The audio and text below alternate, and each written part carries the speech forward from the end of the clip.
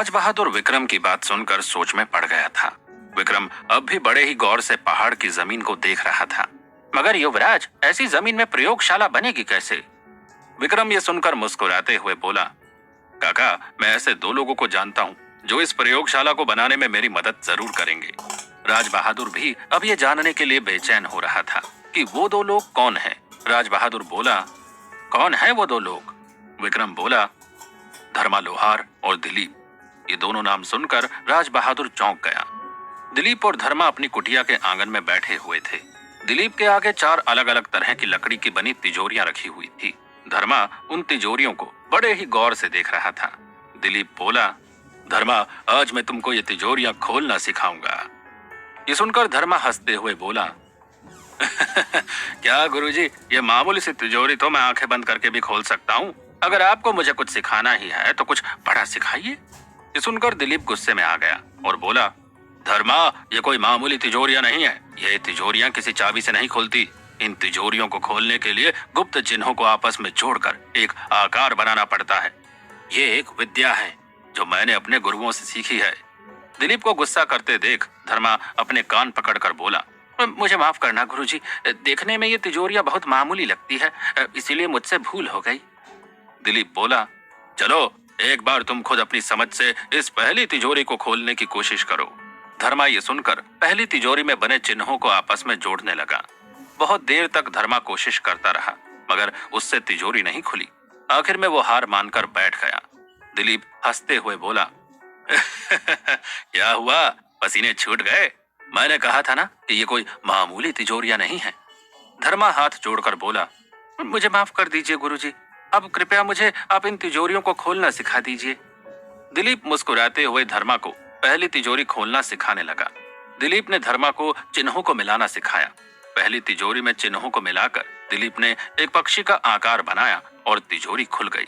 ऐसे ही दूसरी और तीसरी तिजोरी में दिलीप ने चिन्हों को मिलाकर कमल और तलवार का आकार बनाया और वो तिजोरियां भी खुल गई। अब धर्मा की नजर किनारे रखी चौथी तिजोरी पर पड़ी। गुरुजी, वो कौन सी तिजोरी है?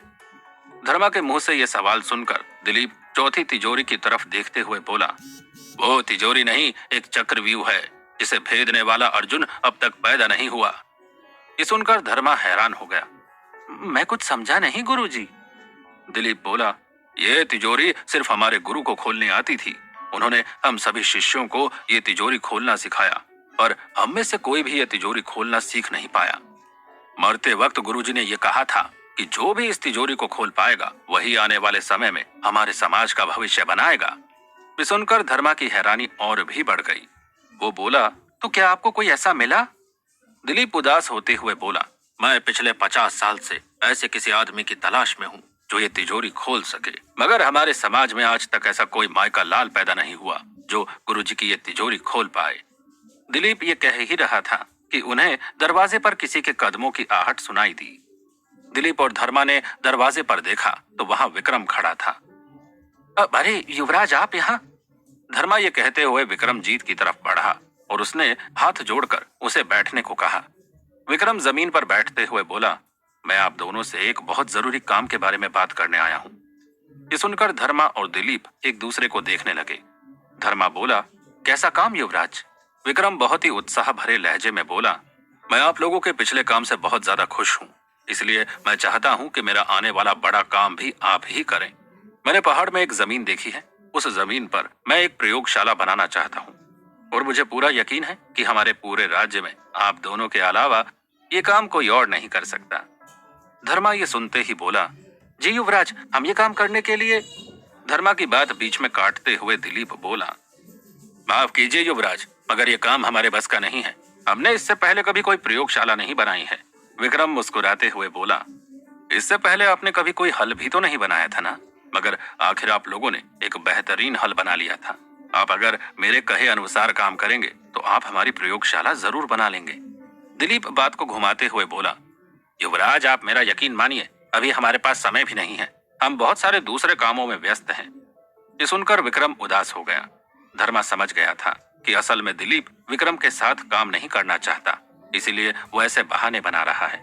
विक्रम बोला, मैं आप लोगों की मजबूरी समझ सकता हूँ, इसलिए मैं आपको विवश नहीं करूंगा। तभी विक्रम की नजर उन तिजोरियों पर पड़ी।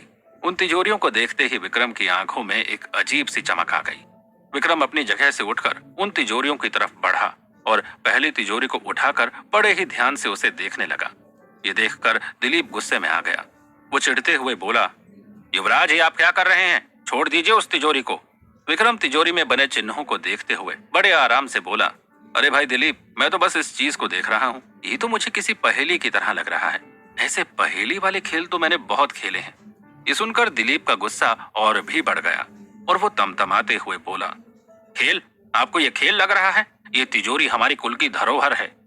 विक्रम बोला, अरे पर मैं इन चिन्हों को मिलाना जानता हूँ। इन्हें मिलाकर एक आकार बनाना मेरे लिए कोई बड़ी बात नहीं है। ये सुनते ही दिलीप गुस्से से लाल हो गया। धर्मा अपने गुरु का गुस्सा देखते हुए माहौल को सुधारने के लिए बोला, अरे युवराज, उस तिजोरी को छोड़ दीजिए। आइए मैं आपको हमारी बनाई हुई कुछ दूसरी चीजें दिखाता हूँ। ये सुनकर विक्रम बोला, अरे रुको भाई धर्मा, पहले मुझे ये पहेली तो बुझा लेने दो। दिलीप अब अपने हाथ बांधते हुए बोला, अच्छा, तो अगर आपको ये सच में पहेली लगती है ना, तो इस तिजोरी को खोल के दिखाइए। ये सुनकर विक्रम मुस्कुराते हुए चिन्हों को मिलाने लगा। विक्रम ने अपनी पिछली जिंदगी में ऐसी कई सारी पजल्स सुलझाई थी। उसे बचपन से ही ऐसी पजल्स सुलझाने का शौक था। कुछ ही देर में विक्रम ने चिन्हों को मिलाकर एक पक्षी का आकार बना दिया और वो तिजोरी खुल गई। ये देखकर दिलीप की आंखें फटी की फटी रह गई। धर्मा भी चौंक गया।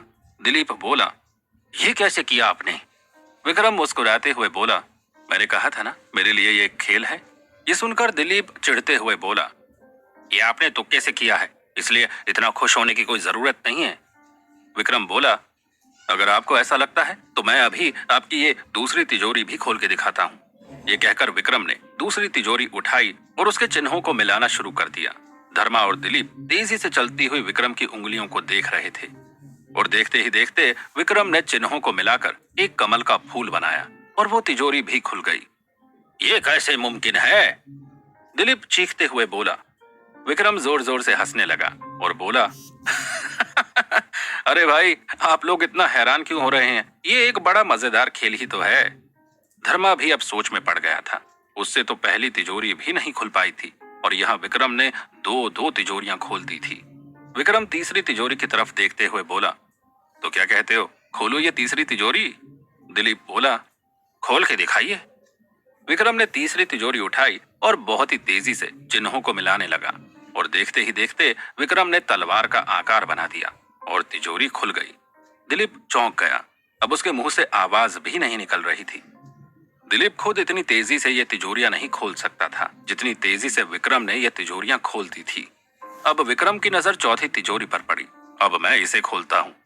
विक्रम के मुंह से यह सुनकर दिलीप जोर जोर से हंसने लगा और बोला, इसे खोलने वाला आज तक पैदा नहीं हुआ है युवराज। विक्रम बोला, और अगर मैंने ये तिजोरी खोल दी तो तुम्हें मेरी मदद करनी होगी, मंजूर है? दिलीप सर हिलाते हुए बोला। विक्रम ने चौथी तिजोरी को बड़े ही गौर से देखा और तेजी से चिन्हों को मिलाने लगा। विक्रम ने देखते ही देखते एक शेर का आकार बनाया और तिजोरी खुल गई। ये देखते ही दिलीप का सिर घूम गया। धर्मा भी हक्का बक्का रह गया। विक्रम बोला, क्या हुआ, आप लोग इतना क्यों चौंक गए? धर्मा बोला, युवराज, ये तिजोरी खोलकर आपने साबित कर दिया कि आप ही। दिलीप ने धर्मा का हाथ जोर से पकड़ लिया और उसे चुप रहने का इशारा किया। दिलीप समझ गया था कि उसके गुरु के कहे मुताबिक विक्रम ही उनके कुल का भविष्य है, मगर दिलीप विक्रम को यह बात बताना नहीं चाहता था। विक्रम बोला, अब तो आप लोगों को मेरी मदद करनी ही पड़ेगी। दिलीप बोला, बिल्कुल युवराज, मैं अपना वादा जरूर निभाऊंगा। असल में जो काम आप करवाना चाहते हैं वो वाकई हम लोगों के बस का नहीं है, पर मैं कुछ ऐसे लोगों को जानता हूं जो आपकी मदद जरूर करेंगे। विक्रम खुश होते हुए बोला, तो मुझे बताइए, कहाँ मिलेंगे मुझे वो लोग? दिलीप बोला, वो लोग आपको शहर के बाजार में मिलेंगे। वहां आपको एक अजय नाम का लोहार मिलेगा, वो आपकी मदद जरूर करेगा। विक्रम बोला, और अगर उसने भी मदद करने से मना कर दिया तो? दिलीप ने मुस्कुराते हुए चौथी तिजोरी के अंदर हाथ डाला और उससे एक मोती की माला निकाली। उस मोती की माला को विक्रम को पहनाते हुए दिलीप बोला, आप जब इस माला को पहन के शहर के बाजार में जाएंगे तो कोई लोहार आपको ना नहीं कहेगा। इस माला को देखकर विक्रम सोच में पड़ गया। ऐसी ही माला मुझे सूर्या ने भी दी थी और फिर इतनी बड़ी लड़ाई हो गई थी। अब ये दिलीप भी मुझे एक माला दे रहा है, क्या चक्कर है इस माला का? दिलीप बोला, चिंता मत कीजिए युवराज, आपका काम जरूर पूरा होगा। दिलीप के मुंह से यह सुनकर विक्रम ने राहत की सांस ली और वहां से चला गया। विक्रम के जाने के बाद धर्मा ने दिलीप से पूछा, गुरुजी, आपने युवराज को बताया क्यों नहीं कि वो ही हमारे समाज का भविष्य है? ये सुनकर दिलीप बोला, मैं ये बात ऐसे विक्रमजीत को नहीं बता सकता था। पहले मुझे अपने समाज के सारे बड़े बुजुर्गों को विक्रमजीत के इस कारनामे के बारे में बताना होगा। फिर वो लोग मिलकर फैसला करेंगे कि आगे क्या करना है। पर हाँ, मैं इतना जरूर जान गया हूँ कि मेरे लिए इस चक्रव्यूह को भेदने वाले अर्जुन की तलाश अब पूरी हो गई है। क्या वो मोती की माला विक्रम के काम आएगी या इस बार भी माला की वजह से होगा कोई नया फसाद? जानने के